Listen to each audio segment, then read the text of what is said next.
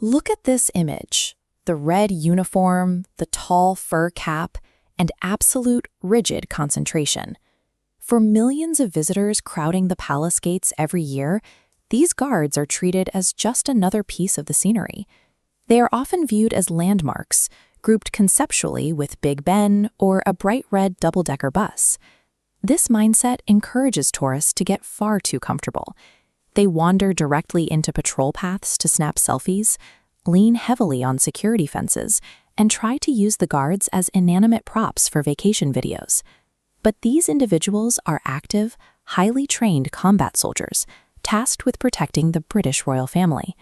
When modern tourist behavior meets a lethal military asset, a reaction is certain to follow.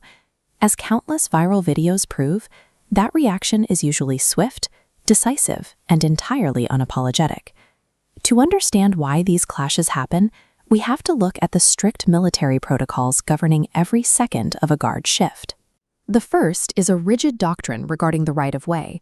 When it is time to conduct a perimeter patrol, the guards move in an aggressive, uninterrupted march, carving a direct path through whatever civilian crowd happens to be in front of them. This route is non-negotiable. A marching guard will not stop, slow down, or step around an absent-minded tourist standing in their way.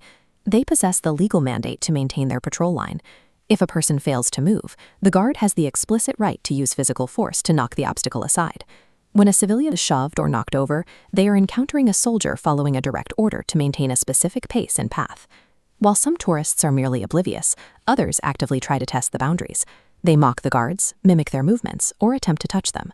The first line of defense against this harassment is a strict mandate of silence. Under provocation, the guard must remain entirely physically and vocally impassive. If a visitor crosses a physical line or becomes a severe nuisance, the guard is authorized to escalate.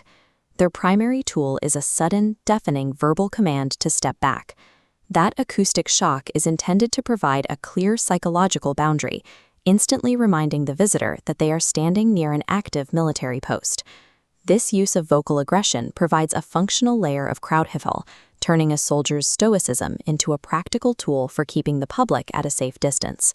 Maintaining that intimidating front requires absolute concentration. This means suppressing natural human reactions to humor or absurdity. This discipline is reinforced through the stoicism penalty. If a guard breaks character, smiles, or laughs on duty, they face quantifiable financial fines that are deducted from their earnings.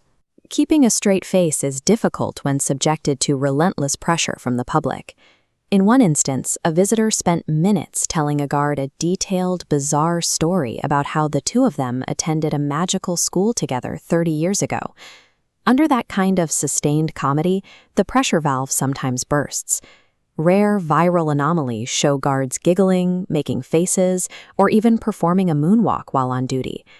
These rare cracks in composure illustrate the difficulty of the task, as soldiers fight to suppress their natural reactions while under constant viral scrutiny. This creates a unique paradox for the Royal Guard. They are elite protectors, fully prepared to neutralize threats, while being constantly monitored by the public. This high-pressure environment differs significantly from more ceremonial traditions in other countries, like Norway's custom of promoting a resident penguin to the rank of brigadier.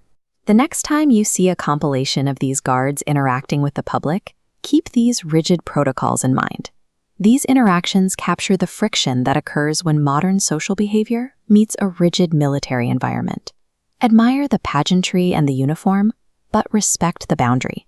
If you don't, you may find yourself becoming the internet's next painful lesson.